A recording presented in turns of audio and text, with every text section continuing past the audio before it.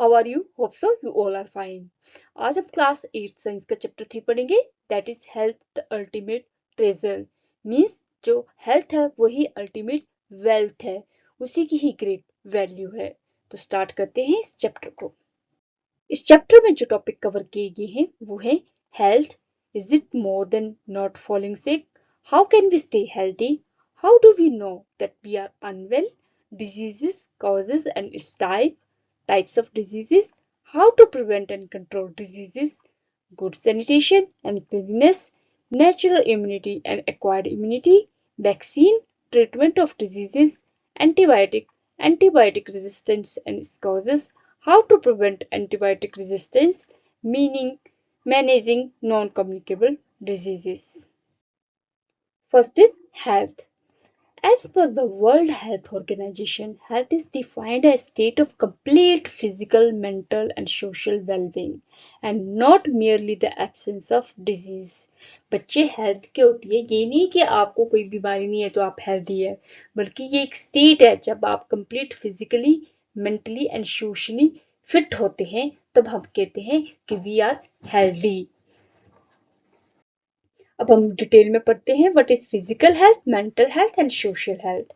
Physical health होती है बच्चे taking care of your body through proper food, exercise and sleep. अपनी body की केयर करना है प्रॉपर फूड से, एक्सरसाइज और स्लीप से। Mental health staying positive and managing stress. Positive attitude रखना है लाइफ में, कभी भी नेगेटिविटी को नहीं आने देना है और स्ट्रेस को मैनेज करना है, that is mental health. Social health having good relationship with friends and family. Social health होता है बच्चे सोसाइटी में आपका कैसा रिलेशन है, आपके फैमिली मेंबर के साथ कैसा रिलेशन है, आपके फ्रेंड्स के साथ कैसा रिलेशन है, तो वो भी हमारी हेल्थ को इफेक्ट करता है बच्चे। तो सोशली भी हेल्दी रहना है, socially, mentally and physically. How can we stay healthy? बच्चे हम हेल्दी कैसे रह सकते हैं? हेल्दी रहने के लिए बच्चे हमें तो न्यूट्रिशियस फूड खाना चाहिए, हाइजीन मेंटेन करके रखनी चाहिए, क्लीन प्लेस पे ही रहना चाहिए, एक्सरसाइज रेगुलरली करनी है, प्रॉपर स्लीप लेनी है, फैमिली मेंबर फ्रेंड्स के साथ टाइम स्पेंड करना है और लाइफ को लेके पॉजिटिव एटीट्यूड रखना है। और क्या करना चाहिए हमें और क्या नहीं करना चाहिए, इसकी एक और लिस्ट दी गई है। तो हमें क्या करना चाहिए बच्चे? Keep your self clean bye maintaining personal hygiene. Healthy food का ना बैलेंस डाइट खानी चाहिए, ये ना हो कि ज्यादा आप प्रोटीन ले लें या ज्यादा फैट्स वाला खाना खा लें। तो प्रॉपर बैलेंस डाइट लेनी चाहिए, उसमें कार्बोहाइड्रेट भी होनी चाहिए, प्रोटीन भी, फैट्स भी, विटामिन भी और मिनरल्स भी।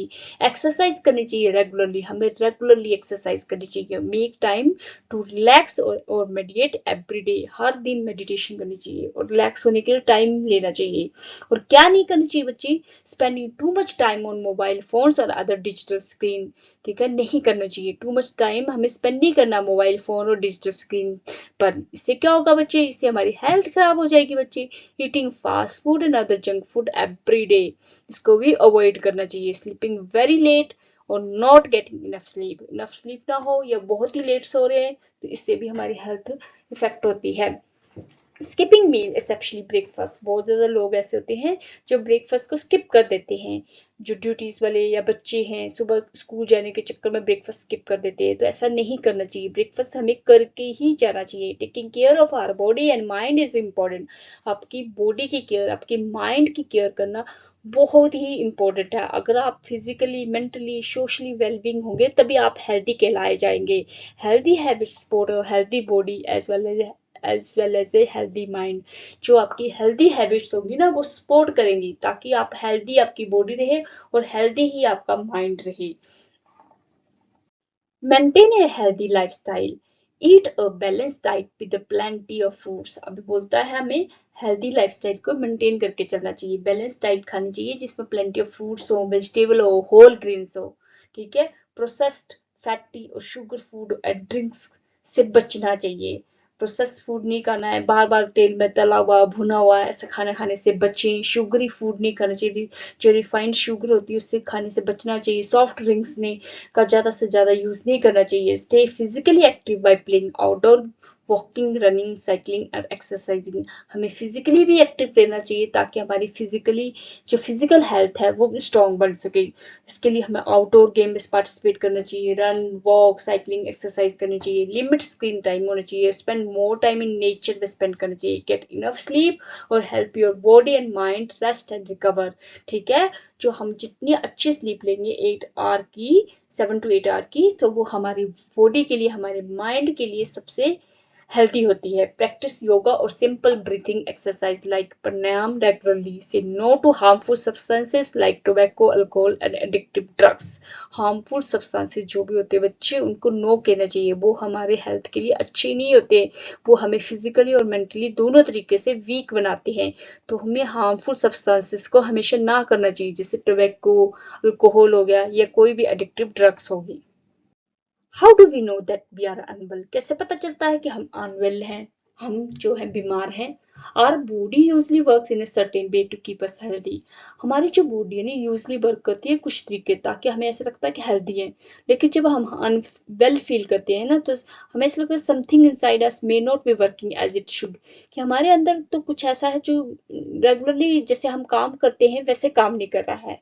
वी मे हैव सिम्टम, कुछ सिम्टम आते हैं जैसे हमें पेन होना, टायर्डनेस होना, डिजीनेस फील होना, ये सिम्टम है बच्चे। जब हमें कहीं पे दर्द फील हो रही है, थका हुआ महसूस हो रहा है या डिजीनेस फील हो रही है, तो ये सिम्टम होते हैं। और साइन जैसे कि फीवर आ जाना, रशेस पड़ जाना, हाई ब्लड प्रेशर हो जाना, स्वेलिंग हो जाना, वो हमें इंडिकेट करती है कि हम अनवेल है। कुछ सिम्टम और कुछ साइन से पता चलता है कि हम अनवेल हैं। और symptom is what we feel like. Symptom क्या होते हैं कि हम क्या फील करें, जैसे पेन, टायर्डनेस। और साइन होते हैं जिसको हम देख सकते हैं, मेजर कर सकते हैं, जैसे हाई ब्लड प्रेशर को। When we have a fever, जब फीवर होता है तो हमारा क्या होता है, हाई ब्लड प्रेशर हो जाता है। These help doctor understand what might be making us unwell. ये डॉक्टर को अंडरस्टैंड करने में, समझने में हेल्प करता है कि अनवेल का क्या रीजन है, क्या सिम्टम और साइन जो है उस बॉडी में दिख रहे हैं जिसकी वजह से वो अनवेल फील कर रहा है। तो सिम्टम तो होते हैं बच्चे जो जैसे कि पेन, टायर्डनेस, डिजीनेस, ये सिम्टम है। वो साइन होते हैं जैसे कि आपको रैशेज है, हाई ब्लड प्रेशर है, फीवर है, तो ये साइन होते हैं जिससे हमें पता चल जाता है ताकि कि हम अनवेल हैं। Diseases, what are the causes and types? अब होता है कि क्या कारण है इन बीमारियों के और कितने टाइप की होती हैं। Disease is a condition that affects the normal working of the body और माइंड। एक ऐसी कंडीशन होती है ना बच्चे, बीमारी, जो हमारी जो नॉर्मल वर्किंग होती है हमारी बॉडी और माइंड को, उसको अफेक्ट कर देती है, नॉर्मल वे से वर्क नहीं करने देती। Some disease are caused by germs like bacteria, viruses, fungi, worms, even by protozoa. Protozoa क्या होता है, सिंगल सेल्ड ऑर्गेनिज्म होते हैं। इन डिजीजेस कॉजिंग ऑर्गेनिज्म को पैथोजन बोलते हैं बच्चे। ये जो डिजीजेस फैला रहे हैं ना ऑर्गेनिज्म, जैसे बैक्टीरिया, वायरस, फंगी, वर्म्स, इनको पैथोजन कहते हैं, जो कि क्या करते हैं, स्प्रेड करते हैं बीमारियों को। अदर डिजीजेस में रिजल्ट फ्रॉम पुअर न्यूट्रिशन और अनहेल्दी लाइफस्टाइल। और भी बीमारियां होती हैं जो पुअर न्यूट्रिशन या अनहेल्दी लाइफस्टाइल के कारण भी होती है। लेकिन अगर बीमारी ऑर्गेनिज्म की वजह से है, जो कि क्या कर रहा है, बीमारी को फैला रहा है, तो उन ऑर्गेनिज्म को क्या कहते हैं, pathogens. Diseases can be grouped into two major types based on their causes, how they spread. Non communicable diseases जैसे कैंसर, डायबिटीज, अस्थमा, ये क्या होती है, are not caused by pathogen. ये पैथोजन के द्वारा नहीं स्प्रेड होती है। कैंसर पैथोजन के द्वारा स्प्रेड नहीं होता है। Diabetes, asthma do not spread from one person to another, ये एक दूसरे से नहीं स्प्रेड करते, तो ये कम्युनिकेबल नहीं है बच्चे। ठीक है, तो ये क्या है, they are usually link to lifestyle, diet and और इन्वायरमेंट।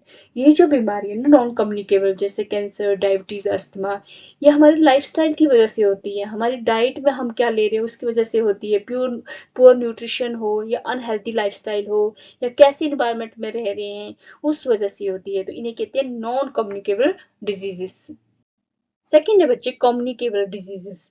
ऐसी जो कॉज की जाती है पैथोजन के द्वारा, उनको बोलते हैं communicable diseases. They can spread from one person to another. जिनको स्प्रेड हो जाती है एक पर्सन से दूसरे पर्सन पे, पर जो नॉन कम्युनिकेबल थी वो स्प्रेड नहीं होती बच्चे एक पर्सन से दूसरे पर्सन तक। Some example of communicable diseases are typhoid, dengue, flu, chicken pox और कोविड-19। जो कोविड-19 था ना बच्चे 2019 में फैला था, तो वो भी ये क्या है, कम्युनिकेबल डिजीज है, एक पर्सन से दूसरे पर्सन से स्प्रेड हो जा रही थी, इसलिए हमें मास्क पहन के चलना पड़ रहा था जब भी हम भीड़ भाड़ के एरिया पे जाते थे। डेंगू भी कम्युनिकेबल है, फ्लू, टाइफाइड, चिकन पॉक्स, ये कुछ एग्जांपल है कम्युनिकेबल डिजीजेस के अंडर आते हैं। ये पिक्चर देख सकते हैं हम, देखो ये चिकन पॉक्स की बीमारी की पिक्चर है, देखो कैसे चिकन पॉक्स के छोटे छोटे क्या आ जाते हैं, यहाँ पे रैशेस पड़ जाते हैं बॉडी पे। How are communicable diseases cause and spread. अब देखते तो कम्युनिकेबल डिजीज किसकी वजह से होती है और कैसे स्प्रेड होती है। All communicable disease are caused by pathogen. मैंने कह दिया ना, जितनी भी जो कम्युनिकेबल है वो पैथोजन के द्वारा ही कॉज्ड होती हैं। These pathogens can enter our body through the air we breathe or by consuming contaminated food or water and more. ये जो पैथोजन है हमारी बॉडी में कैसे एंटर करते हैं, बाय एयर, थ्रू फूड और वाटर और कोई और भी रीजन है जिसकी वजह से हमारी बॉडी के अंदर एंटर कर जाते हैं। ये चार्ट दिया गया है बच्चे कम्युनिकेबल डिजीज का। तो यहाँ पे सबसे पहले है diseases spread through the air. Air के थ्रू कौन सी डिजीज स्प्रेड होती है, तो ये कॉमन कोल्ड या इन्फ्लुएंजा है, ये वायरस के द्वारा होता है, वायरस पैथोजन है जिसके द्वारा ये फैलता है और ये बाई ईयर फैलती है, रेस्पिरेटरी ट्रैक्ट। चिकन पॉक्स ये वायरस के द्वारा होता है, मीजल्स ये वायरस के द्वारा होता है और ईयर से एक दूसरे को भी फैल जाता है। ये कुछ एग्जाम्पल हैं जो कि वाटर और फूड के द्वारा स्प्रेड होती हैं, ये कम्युनिकेबल डिजीजेस के ही एग्जाम्पल है। हेपेटाइटिस से जैसे वायरस के द्वारा होता है, कोलरा बैक्टीरिया के द्वारा, टाइफाइड बैक्टीरिया के द्वारा, एस्केरियासिस वर्म्स के द्वारा होता है। और ये किस पार्ट को इफेक्ट करते हैं, जैसे कोलरा इंटेस्टाइन को, टाइफाइड भी इंटेस्टाइन को, और ये राउंड वर्म जो होता है ये भी इंटेस्टाइन को इफेक्ट करता है। और आप इसमें पढ़ सकते हैं कि इसके क्या क्या सिम्टम होते हैं, ठीक है, और कैसे इसको ट्रीट किया जाता है। ये कुछ बीमारियों के नाम दिए गए हैं जो इंसेक्ट के द्वारा फैलती है। Malaria, protozoa, dengue fever, break bone fever भी बोलते हैं डेंगू फीवर को, याद रखना ये वायरसेस के द्वारा। तो ये मोस्ट इंपोर्टेंट है, इन सब डिजीजेस के बारे में पढ़ लेना, किसके द्वारा स्प्रेड होती है और क्या इसके सिम्टम रहते हैं और कैसे इनको क्योर किया जाता है। Some infectious diseases are caused by worms that live inside our body, especially the digestive system. They feed on nutrients and live as a parasite. Organisms that live in on or on another living beings. Parasite क्या होते हैं बच्चे, जो किसी और के अंदर रहते हैं तब सरवाइव करते हैं। These worms usually spread through contaminated food, water, soil or contact with infected people or animal. ये जो worms होते हैं ना, ये कैसे स्प्रेड हो जाते हैं, contaminated food के से, ठीक है, जो फूड खराब होता है वो खाएंगे तो आपके अंदर चले जाएंगे, पानी से, सोयल से, या कॉन्टेक्ट विद इन्फेक्टेड पीपल और एनिमल से भी फैलते हैं। बच्चे जो ये बीमारियां बताएगी उनसे बचने के कुछ प्रिकॉशंस भी हैं, ठीक है, सिंपल बट इंपॉर्टेंट प्रिकॉशन दिए गए हैं। Keeping ourselves and our surrounding clean, अपने आप को और अपनी सराउंडिंग को क्लीन रखना चाहिए। Practising basic hygiene every day basic hygiene को मेंटेन करना, डेली ब्रश करना है, बाथ लेना है, बाथ डेली करना है, bathing is very important. Washing hands with soap and water to remove pathogen, hand को वॉश करना है सोप और वाटर के साथ ताकि पैथोजन को रिमूव कर सके। कबरी अपने माउथ और नोज को कवर करके रखना है जब भी आप स्नीज करते हैं, कफिंग करते हैं। Bearing a mask in a crowded places provides protection. और avoid sharing of personal item जैसे टॉवल और जो आपका हैंकी होता है ना, उसको शेयर नहीं करना एक दूसरे के साथ। Keeping our home food and water clean, staying at home and resting when we are unwell helps the body recover and minimising spreading the disease to others. जब भी आप अनवेल हो, आप बीमार फील कर रहे हो तो आपको रेस्ट लेना चाहिए, आपको घर पे स्टे करना चाहिए। इससे क्या होता है, आपकी रिकवरी फास्ट होती है और जो स्प्रेड होता है डिजीज का दूसरे पर्सन के लिए वो भी थोड़ा कम हो जाता है। तो हम इन्हें इंपॉर्टेंट प्रिकॉशन है जिनको ध्यान रखना चाहिए ताकि हम बीमारियों से बच सकें। You learned that non-communicable diseases, cancer, diabetes, asthma linked to lifestyle, diet और environment से लिंक करती है बच्चे। आपने देखा हमने पढ़ा कि जो कैंसर है, अस्थमा, डायबिटीज है, वो ज्यादा फैलती है बच्चे लाइफस्टाइल, डाइट कैसी है आपकी, फ्राइड फूड खाओगे, अनहेल्दी फूड खाओगे तो कैंसर के कारण बनते हैं ये सब, इन्वायरमेंट में कैसे रहते हो, ठीक है। They are most common cause of death in India. Diseases such as cancer, diabetes, and asthma may often persist for a long time, more than 3 months, and is referred to as a chronic diseases. Chronic diseases होती है बच्चे जो more than 3 months से ऊपर तक जाती हैं, ज्यादा टाइम तक रहती हैं, जैसे कैंसर जो है chronic diseases है, अस्थमा chronic diseases के अंडर आती हैं। Diabetes a common disease which is becoming more prevalent in adult as well as children. Children और बच्चों जो बच्चे हैं और जो अडल्ट है उनमें बहुत ही कॉमन बनती जा रही है ये बीमारी diabetes. In fact India now has one of the highest number of people with diabetes in the world. India एक ऐसी कंट्री बन गई है जहाँ पे हाईएस्ट नंबर ऑफ पीपल है डायबिटीज के in the world में। It often develops due to combination of hormonal imbalances, unhealthy eating habit, lack of physical activity, being overweight and other reason। इसके कई कारण है, एक unhealthy eating habit के कारण, physical activity lack, कोई फिजिकल एक्टिविटी नहीं है या ओवरवेट है या और भी अदर रीजन है जिसकी वजह से ये बीमारी बहुत ही कॉमन बनती जा रही है। How to prevent and control diseases, अब कैसे इनको प्रिवेंट कर सकते हैं, रोक सकते हैं और कंट्रोल में ला सकते हैं। Orissa community lead sanitation campaign in Bhadrak district, Odisha, a community sanitation campaign help more people build and use toilet। ठीक है, उड़ीसा के किसी डिस्ट्रिक्ट में कैंपेन लगाया गया जहाँ ज्यादा से ज्यादा टॉयलेट बनाए जाए और यूज किए जाए। This reduce open defecation significantly and improved child health with 4 cases of diarrhea infection। इसमें क्या होता है बच्चे, ये इम्प्रूव करता है हमारी हेल्थ को, चाइल्ड की हेल्थ को इम्प्रूव किया ज्यादा से ज्यादा, ताकि बच्चे क्या हो डायरिया इन्फेक्शन से कम प्रभावित हो। Ability of the body to fight diseases, you would have noticed that some people get sick more frequently than other although living in a similar environment। Do you know why? The natural ability of our body to fight diseases is known as immunity। हमने देखा एक ही environment में रहने के बावजूद भी कुछ लोग, कुछ बच्चे, कुछ पीपल जल्दी बीमार हो जाते हैं, कुछ नहीं होते। तो ऐसा क्यों होता है बच्चे? क्योंकि इम्यूनिटी की वजह से होता है। इम्यूनिटी क्या होती है बच्चे? द नेचुरल एबिलिटी ऑफ हमारी बॉडी की कि फाइट करने की डिजीजेस के साथ, बीमारियों के साथ फाइट करने की हमारी कितनी एबिलिटी है, that is known as immunity. Our body has a special system called the immune system that helps fight against diseases. हमारी बॉडी के अंदर एक स्पेशल सिस्टम होता है जिसे कहते हैं इम्यून सिस्टम, जो हेल्प करता है फाइट करने में किसके अगेंस्ट? डिजीजेस के against. You might have taken some drops or injection in your childhood to protect yourself from certain diseases, polio, measles, tetanus, hepatitis। आपने बच्चे कुछ ड्रॉप या इंजेक्शन अपने चाइल्डहुड में जरूर लिए होंगे अपने आप को बचाने के लिए इनसे बीमारियों से, जैसे पोलियो से, मीजल से, टेटनस से। ठीक है, these are the vaccine, ये वैक्सीन है that help prevent serious infection caused by virus or bacteria। A vaccine helps our body fight certain diseases by training the immune system to recognize and attack harmful germs, providing what is known as acquired immunity। जो vaccine होती है ना बच्चे, वो हमारी body को help करती है फाइट करना सर्टेन डिजीजेस के against by training the immune system को ट्रेनिंग करती है to recognise and attack harmful germs, ताकि वो पहचान सके हार्मफुल जर्म्स को, उन पे अटैक कर सके। और वट उसी को कहते हैं acquired immunity, protection developed after exposure to pathogen और a vaccine. Vaccine can be made in different ways. अब वैक्सीन को किसी दो डिफरेंट वे से बनाया जा सकता है, यहाँ पे दिए गए दो way, from weakened and dead pathogen like virus और बैक्टीरिया, और फ्रॉम इनएक्टिव और harmless part of a pathogen. Some newer vaccine instruct our own body cells to make a harmless part of the germs, which our immune system then learns to fight।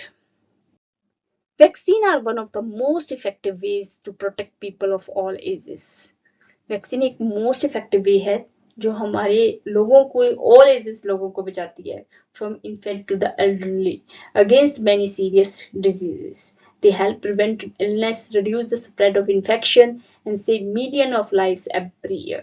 तो vaccine जो होती है बच्चे most effective way है लोगों को बचाने का, बच्चों से लेके बूढ़ों तक। ये बीमारियों को फैलाने से रोकती हैं, इन्फेक्शन को स्प्रेड होने से रिड्यूस करती हैं और मिलियन ऑफ लाइफ्स को एवरी ईयर सेव करती हैं। Treatment of diseases: if our immune system fails to protect us against an infectious disease, we fall ill and need to visit a doctor। अगर हमारा immune system fail हो जाता है ना हमें प्रोटेक्ट करने के लिए किसी भी बीमारी से, तो हमें क्या हो जाता है, हम बीमार पड़ जाते हैं, डॉक्टर की सलाह लेनी पड़ती है और डॉक्टर हमें मेडिसिन देता है जिसे एंटीबायोटिक कहते हैं, which kill the bacteria that might have caused the disease। जो बैक्टीरिया को किल करते हैं बच्चे, एंटीबायोटिक होती है यूज, वो बैक्टीरिया के अगेंस्ट काम करती है, ना कि वायरस या अदर प्रोटोजोआ के द्वारा फैलाई हुई बीमारी के अगेंस्ट। याद रखना, हमें जब भी कोल्ड हो या फ्लू हो, हमेशा एंटीबायोटिक नहीं लेनी चाहिए बच्चे, वो भी हमारी बॉडी के लिए हार्मफुल होती है। ठीक है, they do not work against viruses और disease caused by protozoa, very important. जो एंटीबायोटिक होती है ना, वो किसके अगेंस्ट काम नहीं करती है, वायरसेस के अगेंस्ट और प्रोटोजोआ के द्वारा फैलाई हुई बीमारियों के against. Nowadays, there are new headlines about antibiotic resistance, a phenomena where bacteria that were earlier killed by a given antibiotic are found to be survive and multiply despite treatment with that antibiotic। ठीक है, क्या होता है बच्चे antibiotic resistance, क्या होता है, कई बार हम बहुत ज़्यादा एंटीबायोटिक ले लेते हैं या डॉक्टर ने हमें एडवाइस किया जाता है 3-4 डेज के लिए और हम एक ही दिन के लिए खाते हैं, तो इससे क्या होता है, कुछ मर जाते हैं, कुछ सर्वाइव कर रहे होते हैं बैक्टीरिया हमारी बॉडी में और मल्टीप्लाई होके वो हमारी, फिर हम कितनी भी एंटीबायोटिक ले लें वो नहीं मरती हैं, वो हमारी बॉडी में भी सर्वाइव करके बहुत ज़्यादा हो जाते हैं। This make common infection harder to treat and increase the risk of complication, prolonged illness and even death.